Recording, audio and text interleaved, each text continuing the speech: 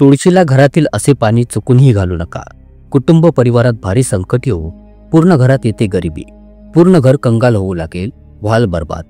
त्याचबरोबर आपण जाणणार आहोत की कोणत्या दिवशी घरातील महिलांनी तुळशीला कधीही चुकून सुद्धा पाणी घालता कामा नये, नाहीतर येते भारी संकट आणि श्री महालक्ष्मी होते क्रोधित. तर बघतो, पूर्ण माहितीसाठी या व्हिडिओला शेवटपर्यंत अवश्य ध्यान देऊन पहा. शास्त्रांच्या अनुसार जेथे तुळशीचे रोप असते तर तेथील स्थानी साक्षात महालक्ष्मी अस्थायी रूपात वास करत असते. आणि तुम्हाला सांगू इच्छितोय की जी व्यक्ती योग्य रीतीने तुळशीची पूजापाठ आणि देखरेख करते तर महालक्ष्मी नेहमी त्याच्या घरात आपले स्थान बनवते. पण तुळशीच्या काही शास्त्रीय वास्तू नियमांचे तुम्हाला ध्यान ठेवणे अत्यंत आवश्यक आहे. या तर मग बघतो त्या शास्त्रीय नियमांच्या विषयी मी आपणास सांगण्याचा प्रयत्न करतोय. नंबर 1, नियमितपणे तुळशीचे दर्शन केल्याने, तिच्या समोर हात जोडल्याने व्यक्तीची सर्व पापे संपून जातात. अशातच त्या व्यक्तीच्या पूर्ण शरीरामध्ये एका नवीन सकारात्मक ऊर्जेचा संचार होतो, जी त्यास प्रत्येक कार्यात सफल व यशस्वी करते. नंबर 2, शास्त्रांच्या अनुसार तुळशी देवी जर एखाद्या व्यक्तीवर प्रसन्न होते तर त्या व्यक्तीस रंकापासून राजा बनवते. यासाठी जो कोणी तुळशीची खऱ्या अंतःकरणापासून पूजापाठ करतो त्यास त्याचे फळ अवश्य मिळते. नंबर 3, तुळशीची झाडाची दररोज पूजापाठ आणि सायंकाळी दिवा प्रज्वलित केल्याने व्यक्तीच्या सर्व इच्छा पूर्ण होतात. नंबर 4, जर तुमचा धंदापाणी व्यवसाय कमी व मंद चालतोय किंवा मग पूर्णपणे ठप्प झालेला आहे तर अशामध्ये तुम्ही परेशान होऊ नका. प्रत्येक शुक्रवारच्या दिवशी तुळशीच्या रोपाला कच्चे दूध घालत राहा. तुमची समस्या लवकरच दूर होईल. तुळशी माता आपल्या भक्तांना कधीही नाराज करत नाही.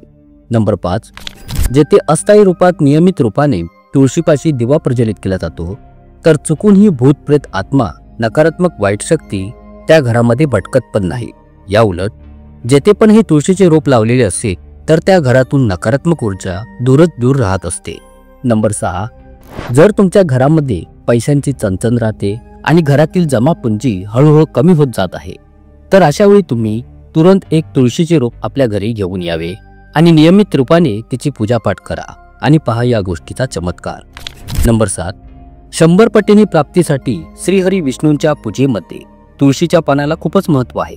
बोलले जाते की जर तुमच्यापाशी श्रीहरी विष्णूला भोग अर्पण करण्यासाठी काहीच उपलब्ध नसेल तर केवळ तुळशीचे एक पान अर्पण करा. भगवान श्रीहरी विष्णू अत्यंत प्रसन्न होतात.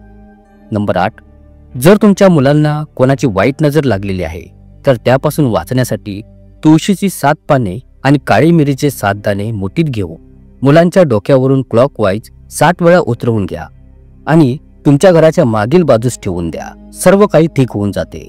नंबर 9, अडचणींच्या, समस्यांच्या, बाधित परेशानींना मुळापासून संपवण्यासाठी आणि आजारपणाला दूर पळवून लावण्यासाठी संध्याकाळ होण्यापूर्वी 4-5 तुळशीचे पाने तोडून उशीखाली ठेवून झोपी जावे आणि सकाळी झाल्याच्या नंतर त्यातील काही पानांना चावून चावून खावे. हळूहळू तुमच्या सर्व समस्या संपून जाते. हा नियम आत्मसात करा आणि पहा चमत्कार. नंबर 10, ज्योतिषशास्त्राच्या अनुसार बोलले असे जाते की तुळशीची माळ गळ्यात धारण केल्याने त्या व्यक्तीची बुध आणि गुरुग्रह बलवान होतात. तसेच या माळेस गळ्यात घातल्याने सर्व प्रकारची सुखे मिळू लागतात आणि कधी कोणती वाईट नजरही लागत नाही.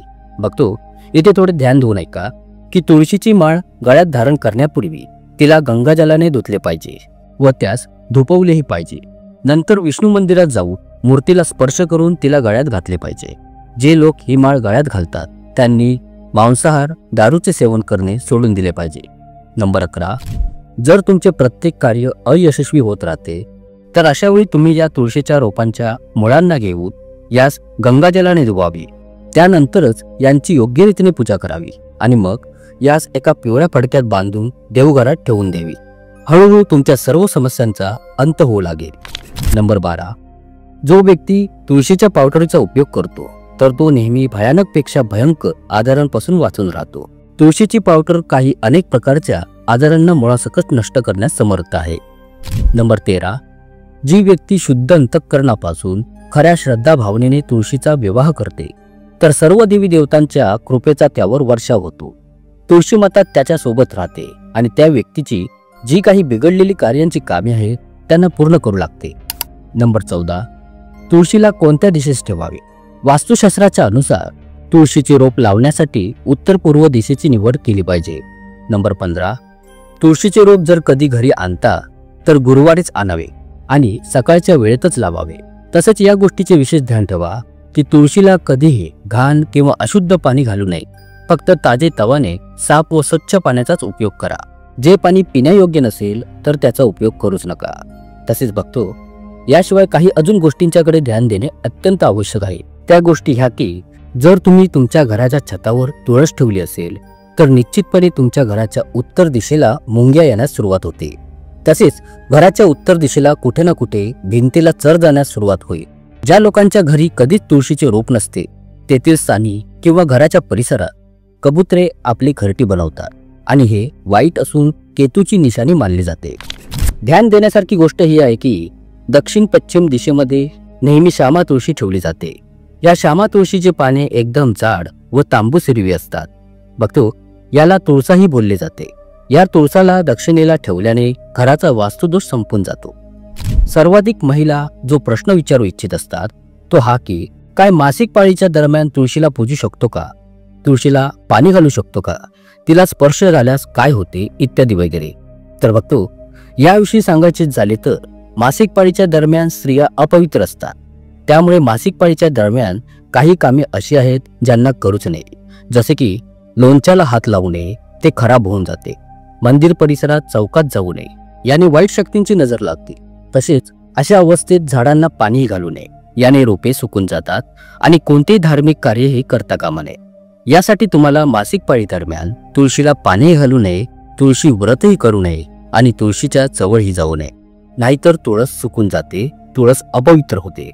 बघतो हिंदू वेद पुराणांच्या अनुसार तुळस हे फक्त एक रोप नाहीये तर एक साक्षात देवी आहे. हिंदू ग्रंथ आणि धार्मिक ग्रंथांमध्ये हे स्पष्टपणे लिहिलेले आहे की एक पवित्र नदी, गाय आणि तुळशी या तिघांनाही साक्षात माता असल्याचा दर्जा प्राप्त आहे. जर कोणी व्यक्ती तुळशीची पूजा करतो तर त्याच्या जीवनातून सर्व पापे धुतली जातात. कारण की स्वयं माता सीता, रुक्मिणीने किंवा मग कुणीही देवी देवता ज्यांनी पण या धर्तीवर आपला वास केला आहे आणि या धरती मातेवर जन्म घेतला आहे त्यांनी नक्कीच या तुळशीची पूजा केली आहे. हिंदू ग्रंथांमध्ये स्पष्टपणे लिहिलेले आहे तुम्ही दररोज उठताच जर तुळशीला पाहता तर तुमच्या पूर्ण दिनचर्येची कामे पूर्णतः सफल होतात. जर तुम्ही सकाळी उठून आपला चेहरा न पाहता तुळशीच्या रोपाला पाहता तर तुमच्यावर कोणतेही कष्ट येत नाही. फक्त आशा करतो तुम्हाला ही माहिती नक्कीच आवडली असेल. खूप खूप धन्यवाद.